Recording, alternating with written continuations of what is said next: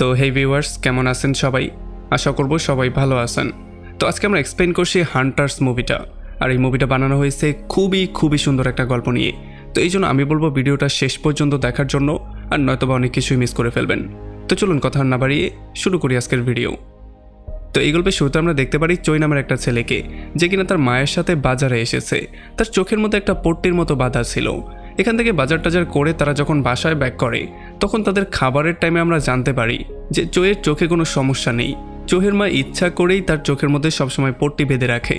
এখন সে এমনটা কেন করে সেটা আমরা একটু পরেই জানবো। আর একটু পরে চৈয়ের বাবাও এখানে চলে আসে, আর সে তার মায়ের উপরে প্রচণ্ড রাগ করা শুরু করে। সে তাকে বারবার করে জিজ্ঞেস করছিল যে এই ছেলেটাকে নিয়ে এত কষ্ট করার দরকারটা কি, সে কি আদৌ ভালো হবে। আর এই ব্যাপারটা বলার পরে সে চৈকে একটা চড়ও মারে, আর একটু পরে সে তার মাকেও পেটানো শুরু করে।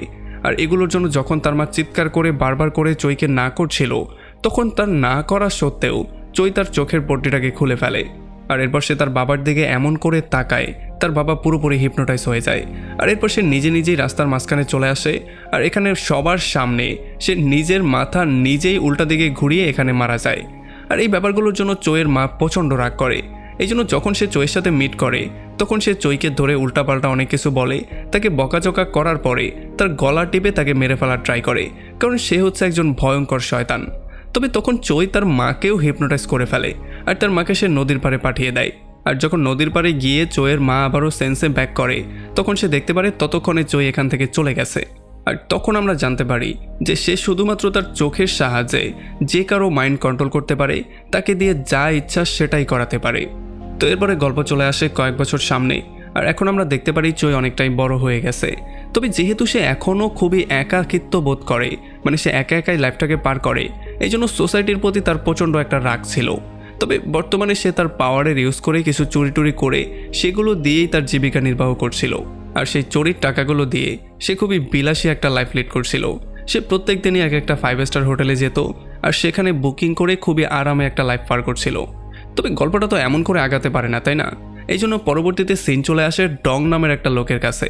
আমরা দেখতে পারি ডং একটা ভাঙ্গারির দোকানে কাজ করে, যেখানে অনেকগুলো মানুষ একসাথে কাজ করে।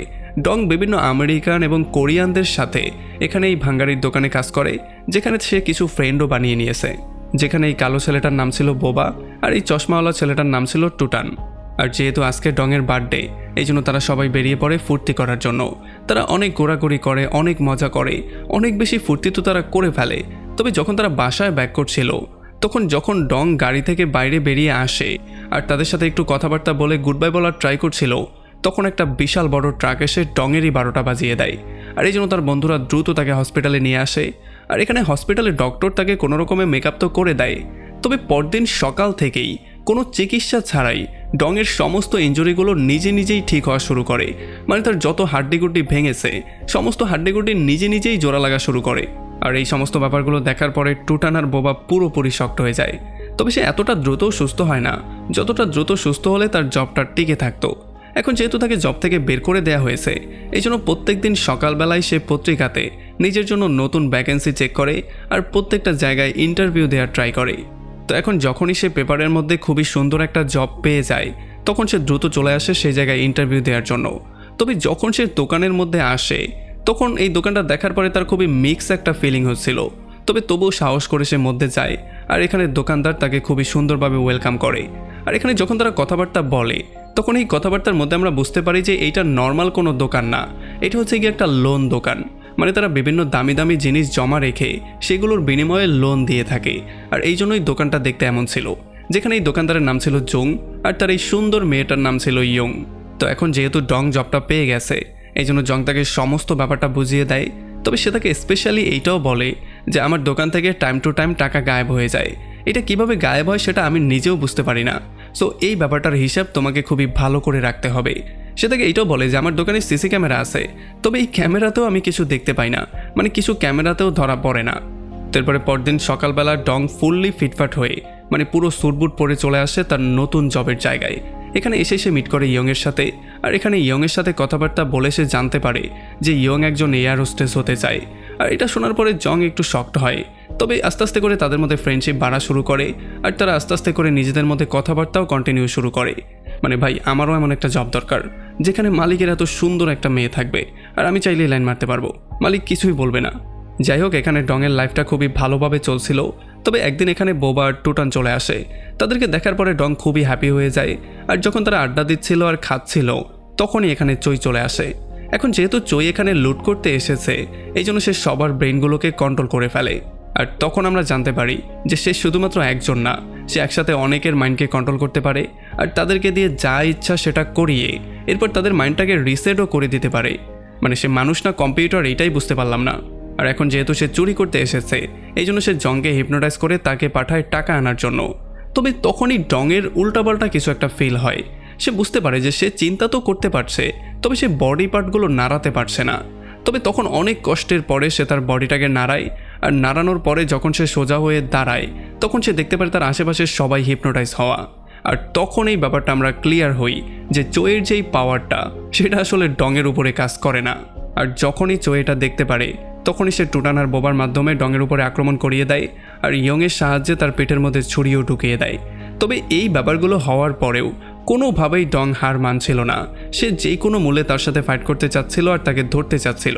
আর এগুলো দেখার পরে সে জংয়ের সাহায্যে তাকে একটা ইলেকট্রিক শকও দিয়ে দেয়। আর এই সমস্ত ব্যাপারগুলো হওয়ার পরে যখন চই এখান থেকে টাকা নিয়ে চলে যায় আর তারা সবাই আবারও হুঁশ ফিরে পায়, তখন তারা ডংয়ের এই অবস্থা দেখার পরে প্রচণ্ড শকড হয়ে যায়। এই জন্য তারা সবাই তাকে নিয়ে হসপিটালে যাওয়া শুরু করে। তবে আমরা দেখতে পারি হসপিটালে নেয়ার আগেই তার সমস্ত ক্ষত সেরে গেছে আর সে পুরোপুরি সুস্থ হয়ে আন্ডারটেকারের মতো দৌড়ানো শুরু করছে। আর এগুলো দেখার পরে এখানে সবাই পুরোপুরি শকড হয়ে যায় যে রোগীকে আনলাম নাকি আমরা নিজেরাই রোগী। আর এদিকে চইও রাতে ঘুমাতে পারছিল না, সেও পুরোপুরি শকড হয়েছিল। সে চিন্তা করছিল যে কিভাবে একটা নর্মাল মানুষ আমার এত ভয়ঙ্কর একটা পাওয়ার থেকে বাঁচতে পারলো।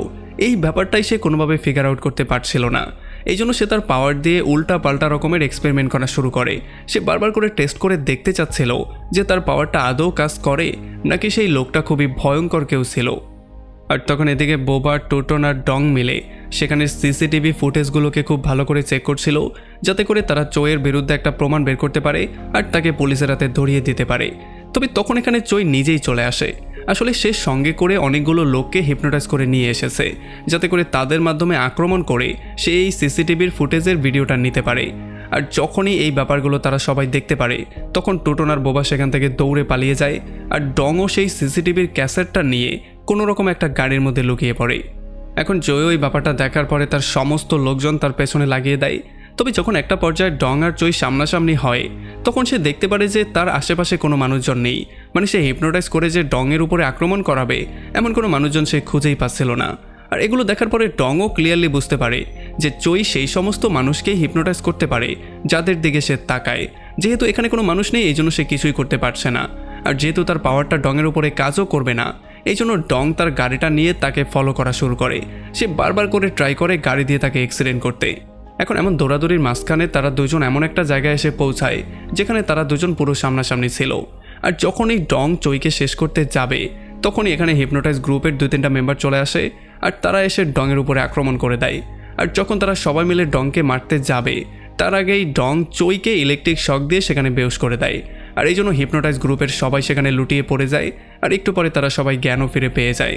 আর এটা দেখার পরে ডং প্রথমেই গিয়ে চইয়ের মুখটাকে কাভার করে যাতে করে সে আর কাউকে হিপনোটাইজ করতে না পারে।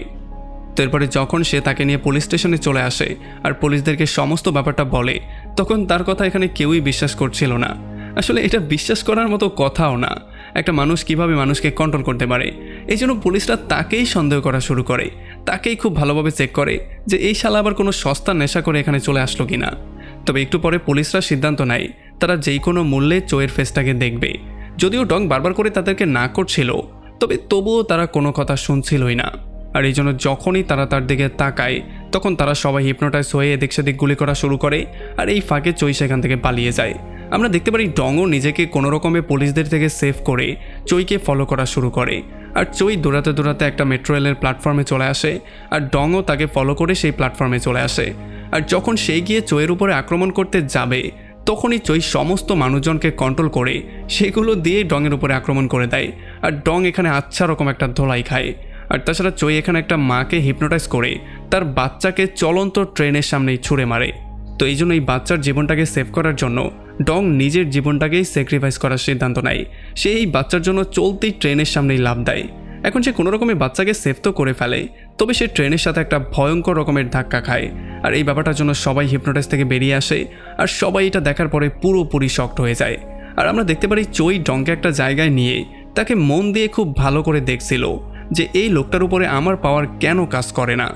এখন কথাবার্তা বলার পরে যখন চোয়ের মনে হয় যে ডং মারা গেছে, তখন সে তাকে রেখে দিয়ে সেখান থেকে বেরিয়ে চলে আসে।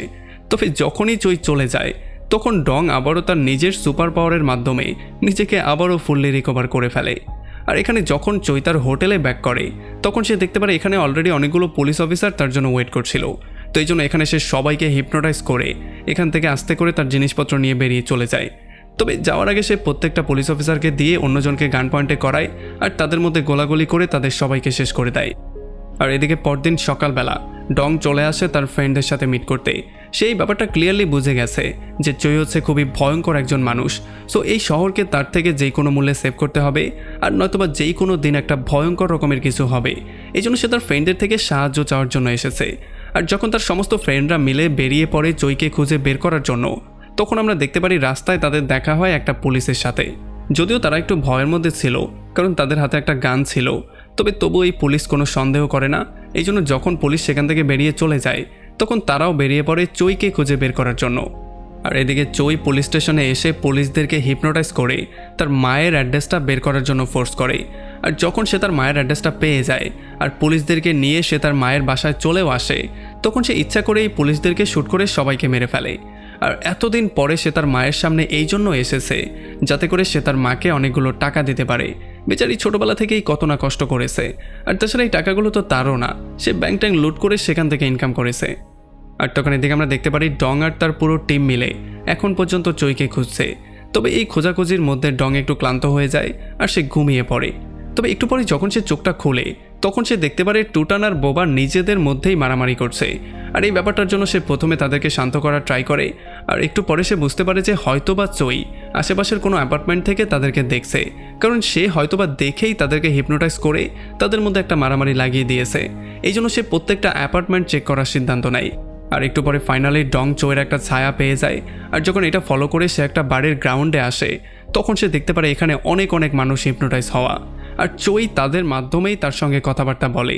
সে তাকে বলে যে এখন এই প্রত্যেকটা মানুষের মৃত্যুর দায় তোমার মাথায় বর্তাবে, কারণ যদি তুমি আমাকে ফলো না করতে তাহলে কখনোই এমনটা হতো না। আর এই প্রত্যেকটা মানুষ এখন তোমার চোখের সামনেই মরবে। আর এইটা বলার সঙ্গে সঙ্গেই একটা একটা করে মানুষ উপর থেকে নিচের দিকে পড়া শুরু করে।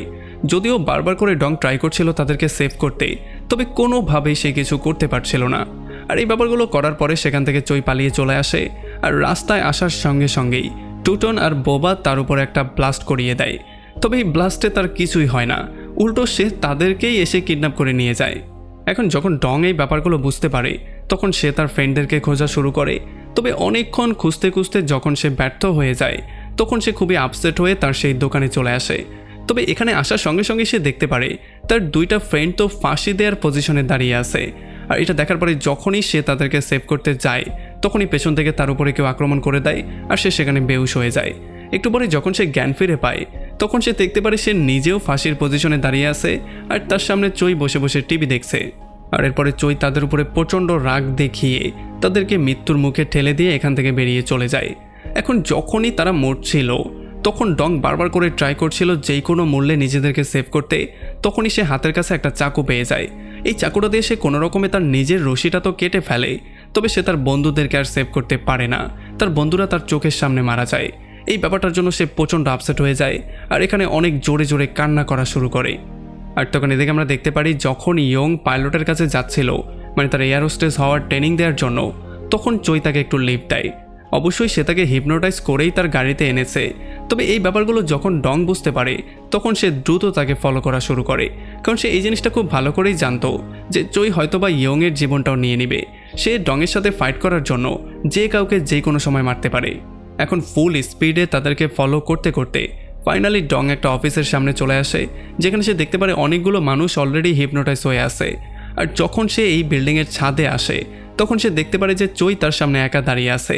এটা দেখার পরেই সে গিয়ে চইয়ের উপরে আক্রমণ করে দেয় আর তাকে মেরে সে তাকে শেষ করতে যাচ্ছিলই, তখনই চইয়ের নজর পড়ে বিল্ডিংয়ের উপরে দাঁড়িয়ে থাকা তার গার্লফ্রেন্ড জুংয়ের উপরে, যে কিনা শুধুমাত্র চইয়ের একটা ইশারাতেই বিল্ডিং থেকে সোজা নিচে লাফ দিবে। তো এই জন্য এখন চই ডংকে দুইটা অপশন দেয়। সে বলে যে প্রথমে হয়তোবা তুমি তোমার গার্লফ্রেন্ডকে হারিয়ে ফেলবে, আর নয়তোবা দ্বিতীয়ত তুমি আমার পেছনে কখনোই লাগবে না। আর এই ব্যাপারটা বলে সে তার পায়ের মধ্যে একটা গুলি করে আর তাকে আচ্ছা রকম একটা ধোলাই করে। এখন এই ব্যাপারটার জন্য ডং ক্লিয়ারলি বুঝতে পারে যে চই তাকে কোনোভাবেই ছাড়বে না, সে তাকে অবশ্যই মেরে ফেলবে। এই জন্য সে তাকে কথার মাধ্যমে ডিফোকাস করার ট্রাই করে। সে তাকে বলে যে দেখো, তোমার শহরের মধ্যে কোনো পরিচয় আছে? তোমার কোনো পরিচয় নেই, তোমার নামটা পর্যন্ত কেউ জানে না, শহরের কেউ তোমাকে চেনেও না, এই জন্য কেউ তোমাকে ভালোবাসে না, তোমার কোনো ফ্রেন্ড সার্কেলও নেই। আর এই ব্যাপারগুলো শোনার পরে যখনই চই একটু ডিফোকাস হয় তখনই ডং এই সুযোগটা নিয়ে তাকে সহ বিল্ডিং থেকে নিচে লাফ দেয়। এখন এই বিল্ডিং থেকে লাফ দেওয়ার জন্য চইয়ের মৃত্যু তো হয়ে যায়, তবে ডংয়ের লাইফটা কোনো রকমে সেভ হয়ে যায়। তবে তার লাইফটা সেভ হওয়া না হওয়া একই কথা ছিল। আমরা জানতে পারি যখন ইয়ং এয়ার হোস্টেস হয়ে গিয়েছিল তখন পর্যন্ত ডং ঠিক হয়নি, সে এখন পর্যন্ত সেই চেয়ারেই বসে আছে, মানে এই চেয়ারটা হয়তো বা তার ফেভারিট হয়ে গেছে।